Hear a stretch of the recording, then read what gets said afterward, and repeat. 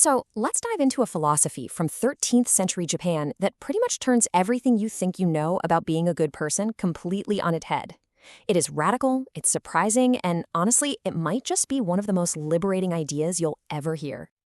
And there it is, the central, kind of shocking paradox from a text called the Tannisho. Just take a second and let that sink in. Even the good person attains birth in the Pure Land. How much more so the evil person? Yeah, you heard that right.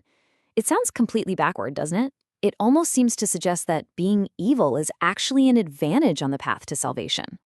So this question just kind of hangs in the air. What on earth could this possibly mean? Is it really better to be wicked? And look, this isn't just some clever turn of phrase. It's a deep challenge to our most basic ideas about what morality and spirituality are all about. This single sentence is really the cornerstone of a totally unique school of thought. So we're going to unpack exactly what it means. And what's so wild is how an 800-year-old idea can speak so directly to the pressures and the anxieties of our lives right now. Okay, so first things first, let's talk about this idea of the good person. The Tannisho argues that the very act of trying to be good, of seeing yourself as this righteous person, can actually become a trap, a kind of spiritual dead end. So this chart kind of breaks down the two mindsets. On the left, you've got the good person. They're operating from what's called self-power. They think, I can do this. My good deeds, my efforts, they're going to save me. But this just leads to pride, judging others, and eventually total burnout. Now, on the right is the so-called evil person. And we're not talking about a criminal here.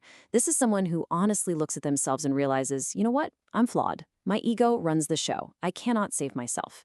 And it's this deep humility that opens them up to what's called other power, a grace that's way beyond their own ego. The key thing here is that the evil person's strength is their honest admission of weakness.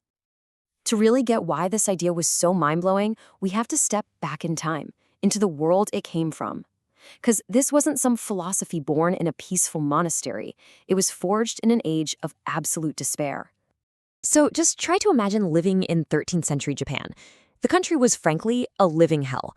We're talking constant war, famine, disease. The roads were literally piled with bodies. And then, layered on top of all this physical suffering was a spiritual crisis called Mappo.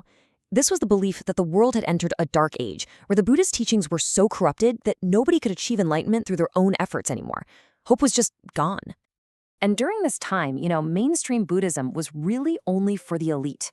You either had to be a monk doing years of brutal ascetic training, or a super wealthy aristocrat who could afford to build massive temples. If you were a fisherman, a farmer, just a normal person trying to survive, those gates were locked for you. So into this world of locked gates walks this monk named Shinran. And the thing about him is, he wasn't some perfect sage. His story is all about failure. He spent 20 years at the most elite monastery, and at the end of it all, he realized he was still filled with the same ego, the same desires, the same lust for fame. Feeling like a total hypocrite, he just left. He broke all the rules, got married, ate meat, and came to this incredible conclusion. Salvation can't be for the perfect people. It has to be for real, flawed, foolish people, just like him. And it's out of this personal crisis that Shinran develops two revolutionary concepts that are the absolute core of this whole philosophy. This is where we get the answer to that shocking paradox from the beginning. Okay, so the first concept is tariki, which means other power. Now, this isn't about being lazy or just giving up. It's a really profound psychological shift. It's about letting go of that desperate, ego-driven struggle to fix yourself, and instead, you just completely surrender. It's this radical trust that you are already accepted, flaws and all, by a power that is so much greater than your own little self. And this leads us right back to Akin and Shoki, that villain paradox we started with. It's the principle that the so-called evil person, the one who's brutally honest about their own imperfections and their powerlessness, is the primary candidate, the main target for this kind of salvation.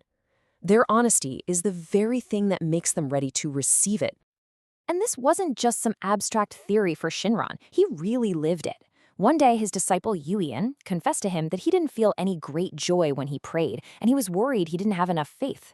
Now, a typical guru might have said, well, try harder. But Shinran's response was incredible. He just said, you too? I feel the same. He didn't put himself on a pedestal. He just affirmed their shared human weakness.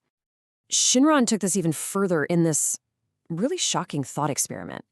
He asked his disciple Yuan, Do you trust me? And Yuan says, yes, of course. So Shinran says, okay, to be saved, go kill 1,000 people.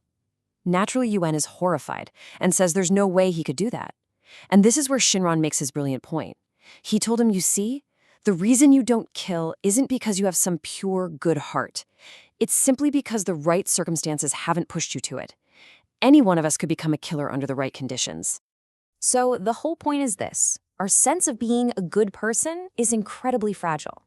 It's not something we create out of pure willpower. It's mostly just a product of our circumstances. And that is a devastating blow to a prideful ego. Okay, so this is a fascinating piece of medieval philosophy, for sure. But what in the world does it have to do with us, right here, right now? Well, as it turns out, everything. We are living in an age of intense self-responsibility. The message we get constantly is, if you fail, it's your fault. You didn't try hard enough. You have to be perfect. You have to be successful. You have to be self-made to be worthy of love and respect. And it's just this immense, crushing pressure. And this is where the Tannisho feels like a direct prescription for our times. It's such a powerful antidote to perfectionism. To that feeling of being an imposter, it totally challenges the toxic myth of complete self-responsibility. And it offers real relief from the sheer burnout that comes from constantly trying to prove you're a good person. The message isn't that you should go out and do bad things, of course not. It's that true, authentic life doesn't start when you finally perfected yourself. No, it starts in the moment you have the courage to look at your own flaws, your own weaknesses, and just admit, I can't do this alone. That's the beginning of real freedom. So I'll just leave you with this question to think about. What pressure, what anxiety, what burden could you finally put down if you gave yourself permission to stop trying so hard to be good and instead just trusted that you are accepted exactly as you are?